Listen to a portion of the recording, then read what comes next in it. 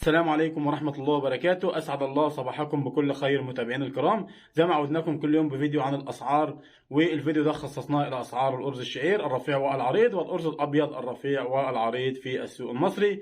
قبل ما نبدأ ما تنسوش الصلاة والسلام على سيدنا محمد. عشان ما اطولش على حضراتكم بس ادعمنا بلايك على الفيديو واعمل مشاركة ليه عشان يوصل لغيرك والكل يستفيد ويعرف السوق ماشي ازاي. مش عشان ما اطولش على حضراتكم هنخش في الاسعار على طول. بالنسبه للاسعار اليوم، اسعار الشعير الرفيع وصل الى المضرب يتراوح طن الشعير الرفيع وصل الى المضرب من 11250 الى 11400 وصل الى ارض المضرب. ده بالنسبه للجديد. اما بالنسبه لاسعار الشعير القديم الرفيع يتراوح سعره من 12500 الى 12600 وصل الى ارض المضرب. اما بالنسبه لاسعار العريض، عريض شعير جديد وصل الى المضرب يتراوح سعره من 12600 الى 12700 وصل الى ارض المضرب. اما بالنسبه لاسعار الشعير العريض القديم يتراوح سعره من 13100 الى 13200 وصل الى ارض المضرب. بالنسبه لاسعار ابيض رفيع كسر من 8 ل 10%، بضاعة زيت وبخار وسيرتكس، بضاعة أعلى جودة، بيبدأ من 17000 إلى 17200 من أرض المضرب.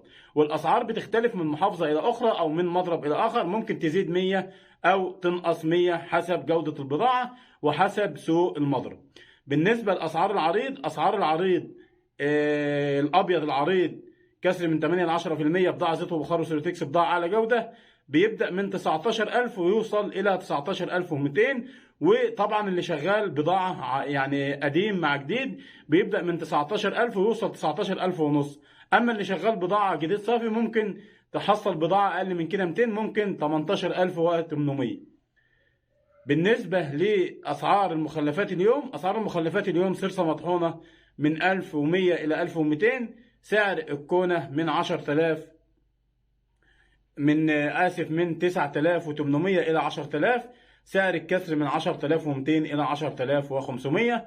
وبكده يكون عرضت لحضراتكم الأسعار اليوم. دمتم في حفظ الله ورعايته. لو في أي تغيير في السوق إن شاء الله هنطلع ونعرفكم الدنيا ماشية إزاي.